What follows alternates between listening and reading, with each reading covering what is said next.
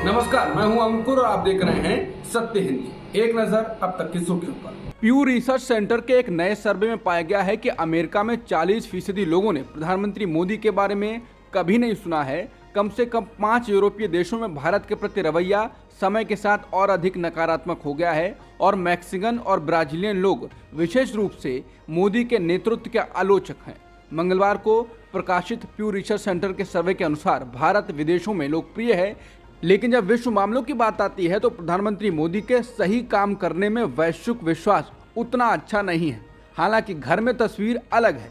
सर्वे से पता चला है कि सभी भारतीय उत्तरदाताओं में से लगभग 80% ने मोदी को सकारात्मक तरीके से देखा है। इसमें प्रधानमंत्री मोदी के प्रति बहुत अच्छा दृष्टिकोण रखने वाले 55% शामिल थे।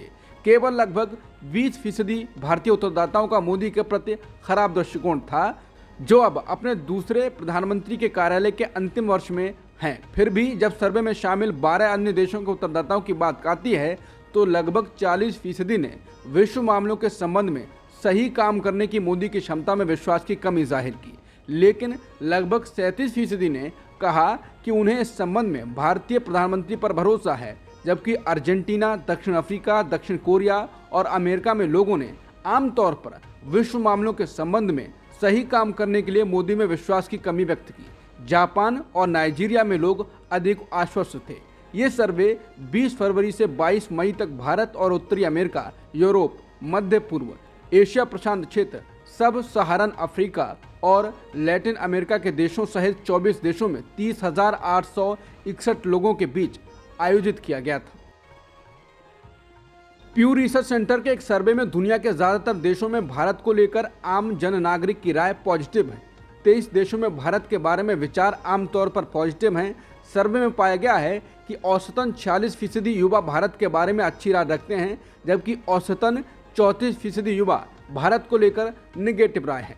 दिलचस्प बात यह है कि सर्वे में शामिल सभी देशों में इजराइल की भारत के बारे में सबसे अच्छी राय होने के बावजूद वहां जिन लोगों को मोदी पर भरोसा नहीं था, उनकी संख्या उनमें भरोसा रखने वालों की तुलना में थोड़ी अधिक है। 41% की तुलना में लगभग 42% इजरायली जवाब देने वाले खुश नहीं थे। हालांकि सर्वे में शामिल ज़्यादातर भारतीयों ने यह माना कि भारत अधिक शक्तिशाली हो रहा है।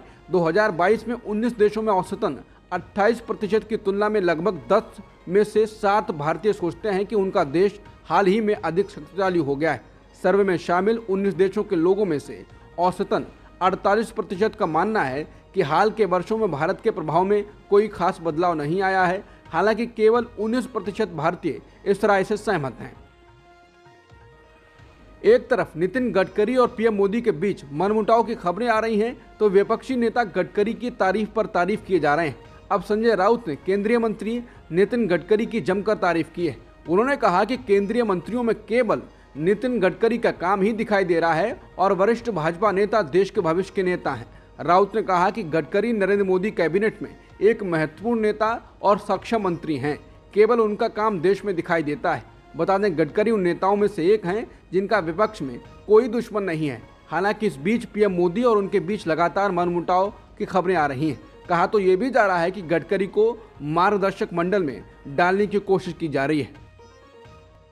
अरुणाचल प्रदेश और अक्साई चीन क्षेत्रों को शामिल करने वाले चीन के नए नक्शे पर चल रहे विवाद पर प्रतिक्रिया व्यक्त करते हुए कांग्रेस नेता राहुल गांधी ने बुधवार को कहा, ये एक बहुत ही गंभीर मुद्दा है और पीएम मोदी चीन के अतिक्रमण पर जो कहते रहते हैं वो झूठ है।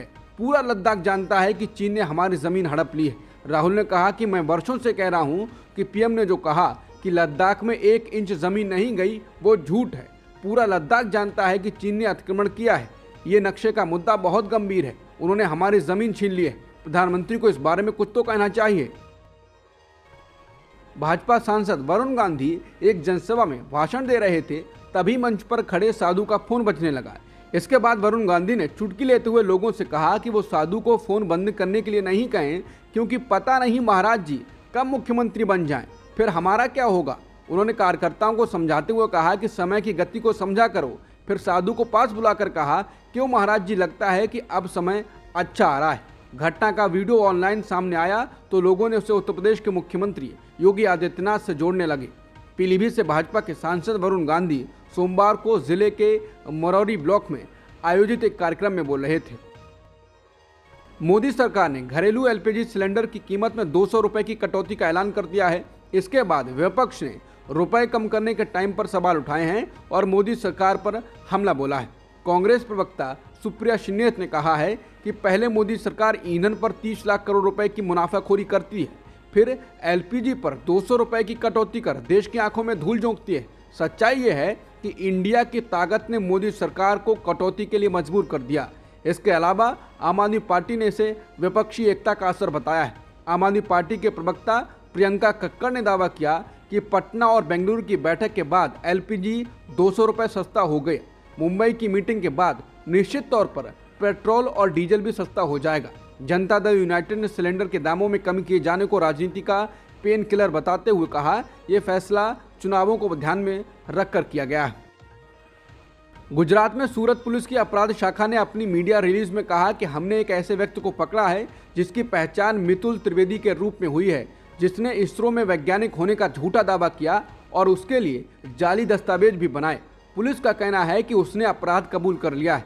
सूरत के अतिरिक्त पुलिस आयुक्त शरद सिंघल ने कहा, अपराध शाखा ने इसरो से संपर्क किया और इसरो से पहली प्रतिक्रिया में ही कहा गया कि पत्र जाली है और उनके द्वारा ऐसा कोई पत्र जारी नहीं किया गया है। उन्होंने ये भी कहा कि वे हमें कुछ दिनों के भीतर विस्तृत जवाब देंगे।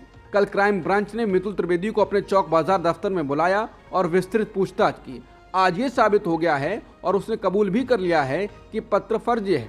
उन्होंने कहा कि उसने पत्र इसलिए तैयार किया क्योंकि वो ट्यूशन भी पढ़ाता है और उसे लगा कि अगर वो छात्रों के माता पिता को ऐसा पत्र दिखाएगा तो अधिक छात्र आएंगे। बसपा प्रमुख मायावती ने 2024 चुनाव को लेकर पार्टी की रणनीति सोशल मीडिया पर बताई है। मायावती ने सोशल मीडिया पर लिखा, बसपा आगामी लोकसभा और 4 राज्यों में विधानसभा चुनाव अकेले लड़ेगी।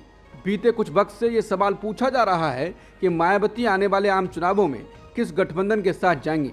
मायावती कहती हैं, एनडीए और इंडिया गठबंधन अधिकतर गरीब विरोधी, जातिवादी, सांप्रदायिक, धन्नाशेठ समर्थक व पूंजीवादी नीतियों वाली पार्टियां हैं। इनकी नीतियों के विरुद्ध बीएसपी अनवरत संघर्षरत है, इसलिए इनसे गठबंधन करके चुनाव लड़ने का सवाल ही पैदा नहीं होता है। ई कॉमर्स कंपनी अमेजॉन में मैनेजर के पद पर कार्यरत दिल्ली के एक 36 वर्षीय व्यक्ति की भजनपुरा इलाके में गोली मारकर हत्या कर दी गई। पुलिस ने बताया कि हरप्रीत गिल पर 5 लोगों ने तब गोलियां चलाईं जब वो अपने एक दोस्त के साथ बाइक पर जा रहे थे। घटना मंगलवार देर रात की है। पुलिस के अनुसार दोनों भजनपुरा इलाके में सुभाष विहार के पास मोटरसाइकिल पर थे जब हमलावरों ने उन्हें रोक लिया। एक गोली हरप्रीत के सिर पर लगी और उसकी मौके पर ही मौत हो गई, जबकि उसके दोस्त गोविंद सिंह के दाहिने कान पर गोली लगी। हरप्रीत के दोस्त गोविंद सिंह को फिलहाल एलएनजेपी अस्पताल में भर्ती कराया गया है। उनकी हालत खतरे से बाहर है। पुलिस ने अभी उनका बयान नहीं लिया है, इसलिए घटना की वजह का तत्काल पता नहीं चल सका है। अब तक की खबरों में इतना ही। बाकी खबरों के लिए बने रहिए सत्यहिंदी.com के साथ।